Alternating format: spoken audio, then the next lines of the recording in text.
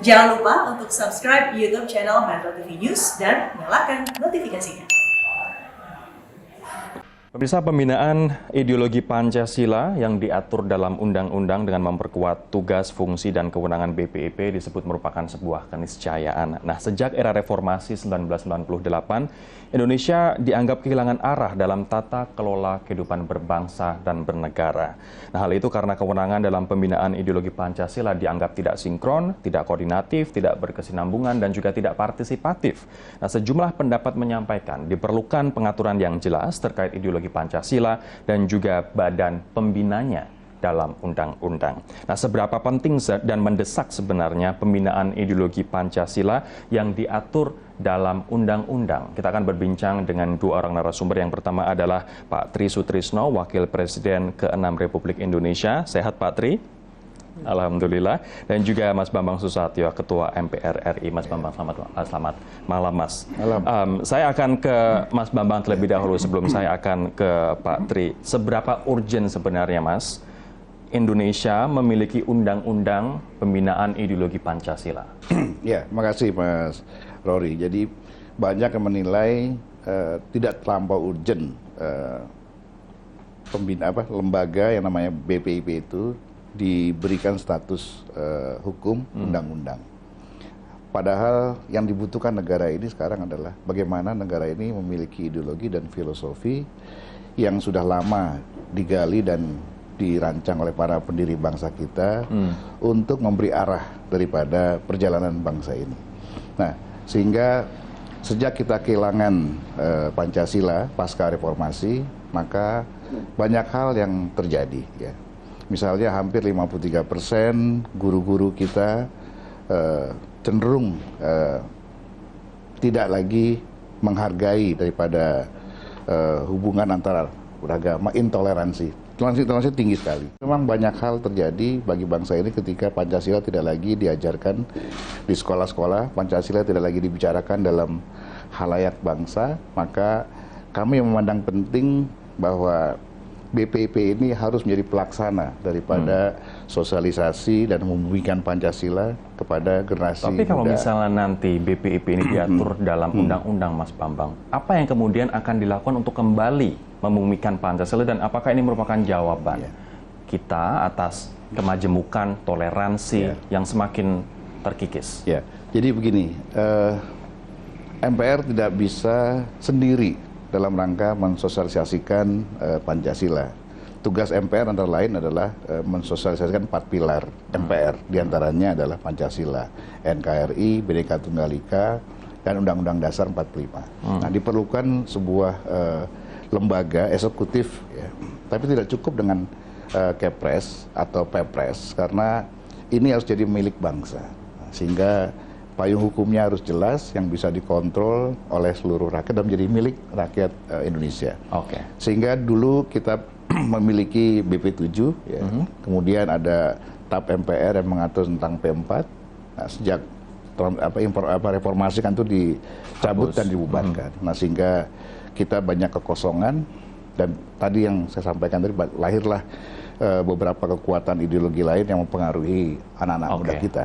Apalagi sekarang ini arus deras informasi yang tidak bisa dibendung, sehingga perlu benteng bagi anak-anak kita untuk mencegah adanya pengaruh-pengaruh intoleransi melalui paham-paham, ya, apakah itu komunisme, paham radikalisme, dan lain seterusnya. Apalagi sekarang ini ideologi transnasional juga luar biasa. Baik, oke. Saya akan ke Pak Tri sekarang. Pak Tri, menurut Anda apa saja sih persoalan bangsa yang menjadi perhatian masyarakat sehingga perlu Undang-Undang PIP, Pak, sebagai payung BPIP dalam upaya pembinaan ideologi Pancasila? Kita patut bersyukur bahwa setelah terjadi pro kontra tentang RUU HIP, ada hikmah dan solusi yang diperoleh.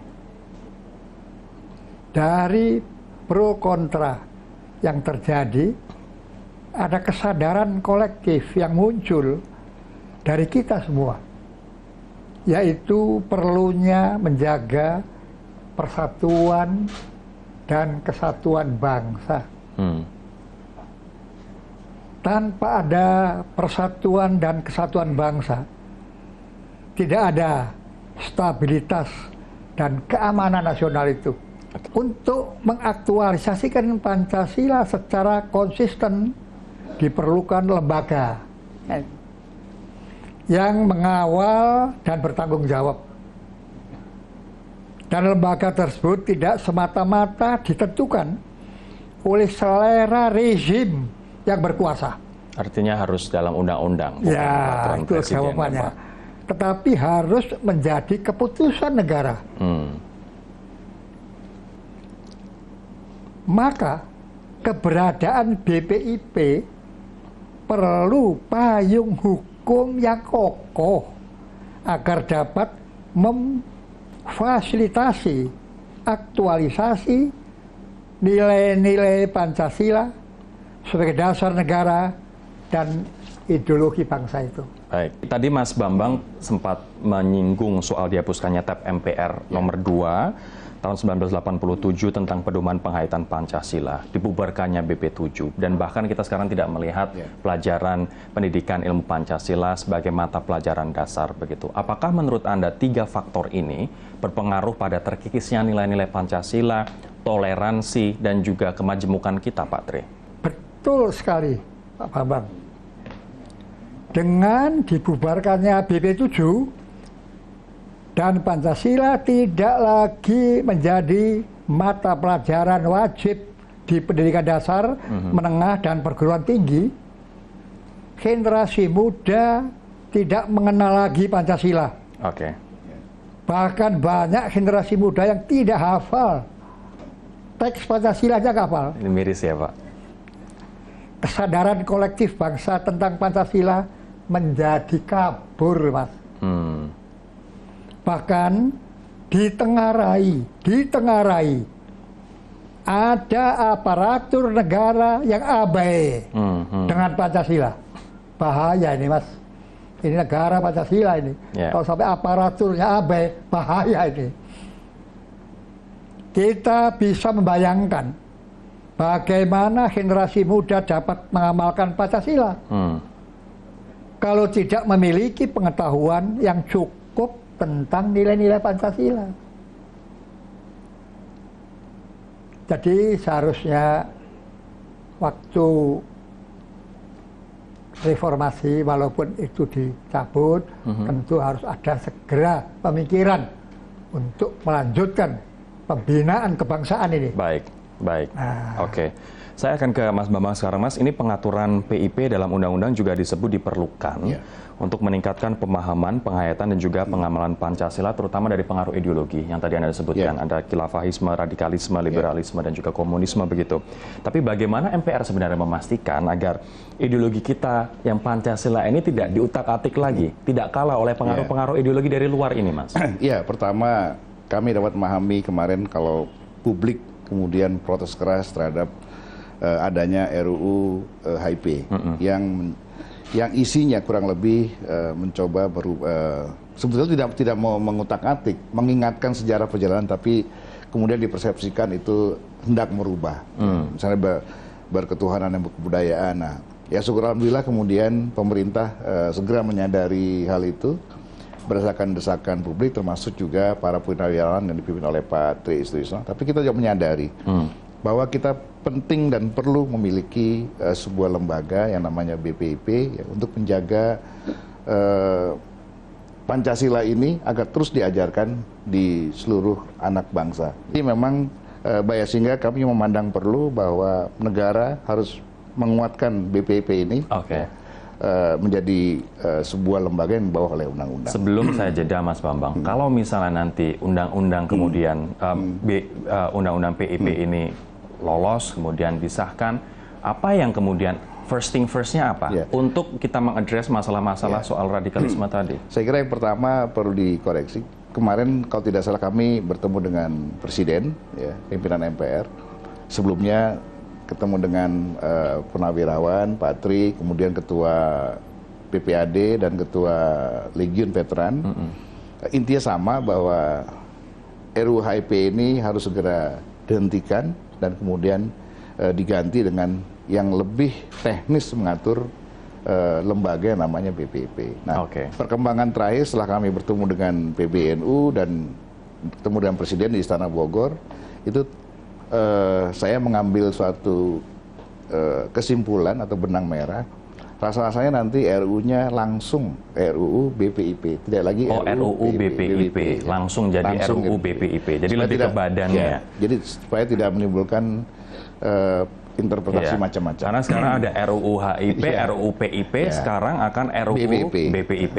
Kita akan jeda terlebih dahulu, Bapak-bapak, nanti saya akan tanyakan kepada Pak Tri, apakah kemudian undang-undang BPIP ini akan menjadi jawaban untuk koordinasi kelembagaan dan juga sinkronisasi dalam visi besar kita untuk menjadikan Pancasila ini sebagai ideologi bangsa yang kokoh. Kita akan kembali sesaat lagi. Nah, kita akan lanjutkan perbincangan. Pak Tri, tadi ketika kita membahas RUU PIP, Mas Bambang kemudian menyampaikan bahwa update-nya adalah RUU BPIP, walaupun ini masih dalam dinamika perkembangan pembahasan begitu.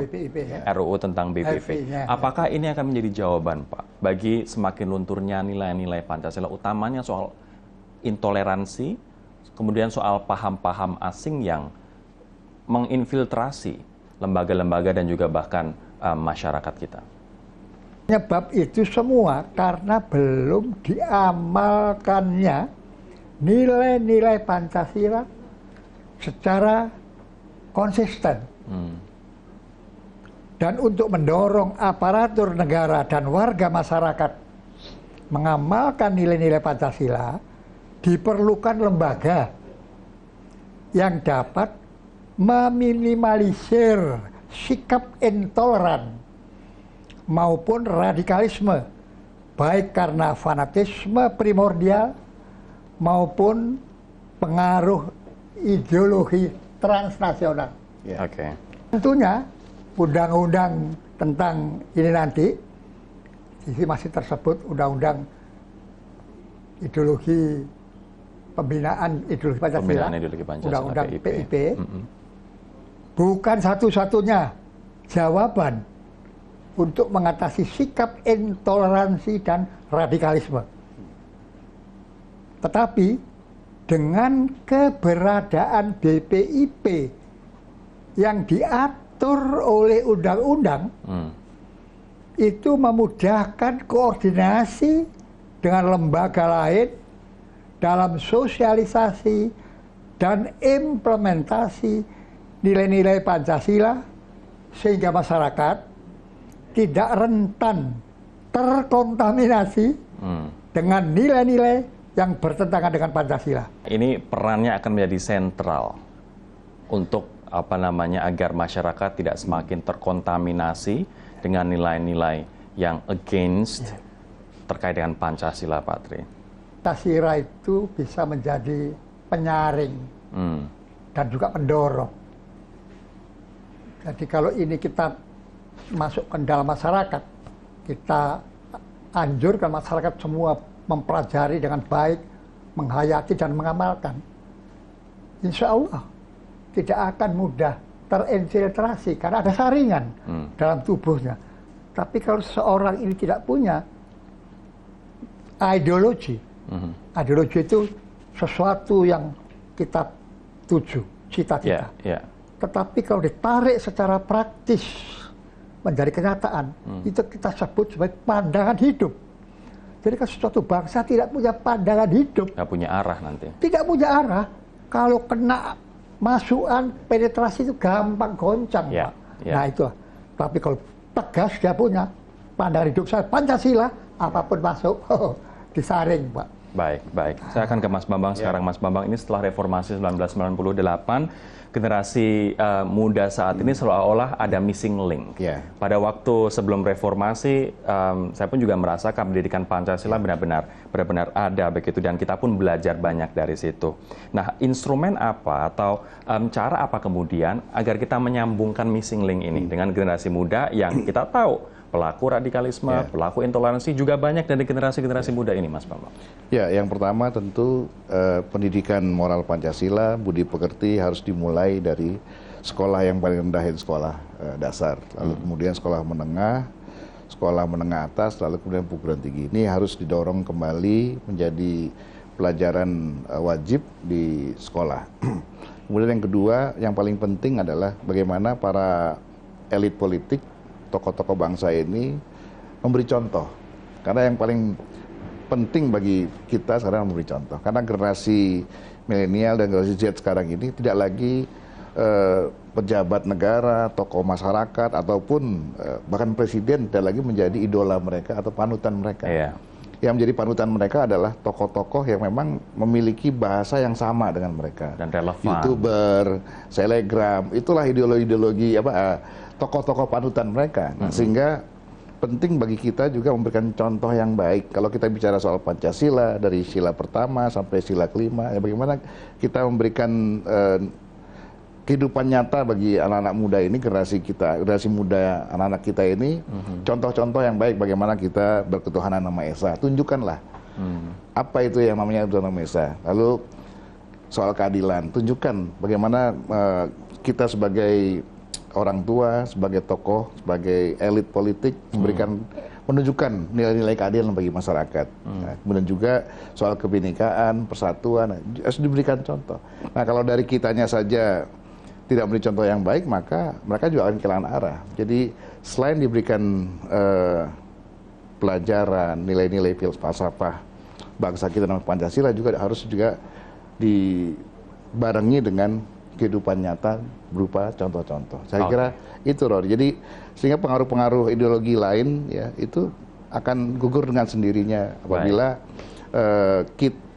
falsafah bangsa kita, ideologi bangsa kita itu dalam kehidupan yang nyata dia lihat, oh memang falsafah bangsa saya, bangsa kita, ideologinya sangat baik. Karena hampir semua, tidak ada negara yang tidak punya falsafah bangsa. Amerika punya, Jepang punya, semua punya. Ya. Baik. Termasuk kita. Saya akan terakhir ke Pak Tri, nanti saya juga meminta kesimpulan ke Mas Bambang, tapi saya akan ke Pak Tri lebih dahulu, Pak. Menurut Anda apa sih yang menjadi penyebab utama hingga kini dirasakan memudarnya nilai-nilai soal budaya, solidaritas sosial, dan juga kekeluargaan, serta cinta tanah air, Pak Tri? Apakah dikarenakan ketidakmampuan kita dalam memfilter, menyaring nilai-nilai ataupun paham-paham dari luar, atau karena budaya lokal yang mulai ditinggalkan, ataukah ini dikarenakan faktor ketidakmerataan sosial ekonomi menurut Anda, Pak? Penyebabnya adalah belum diterapkannya Pancasila. Yang diuraikan Bapak tadi. Diterapkan termasuk teladan-teladan, kenyataan.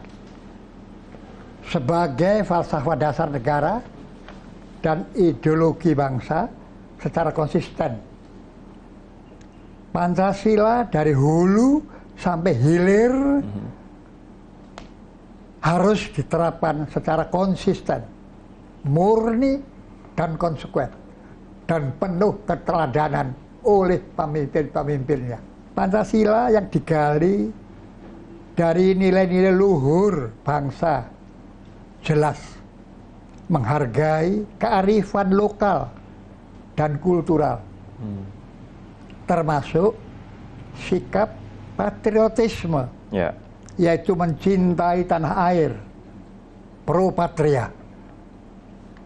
Kalau ini tidak dirawat dan dikembangkan secara kreatif dan inovatif, tentu tidak menarik pada generasi muda.